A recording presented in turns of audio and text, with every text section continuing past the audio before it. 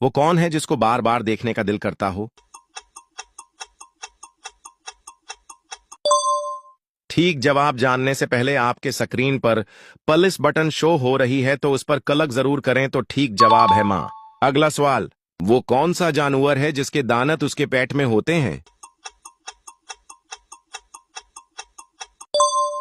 ठीक जवाब अभी कमेंट में बताएं। और हाँ, मेरी हौसला आफजाई के लिए स्क्रीन पर नीचे तीर की बटन पर क्लिक करें और दाएं तरफ करें और मोर के बटन पर क्लिक करें तो ठीक जवाब है झींगा।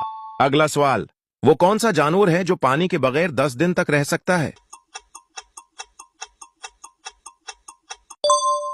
ये सवाल थोड़ा मुश्किल है, लेकिन अगर आपको खुद पर यकीन है तो ठीक जवाब अभी कमेंट में बताएं। अगला सवाल, वो कौन सी चीज है जो जलने के बाद ठंडी हो जाती है? अब ये सवाल है और उसका जवाब आपने देना होगा क्योंकि ये आप कीली एक चीलेंग सवाल है। इतना मुश्किल भी नहीं। जरा 1 मिनट के लिए सोचें, किसी और के कमेंट से नहीं देखना होगा, खुद से ठीक जवाब कमेंट करें तो ठीक जवाब है मोमबत्ती।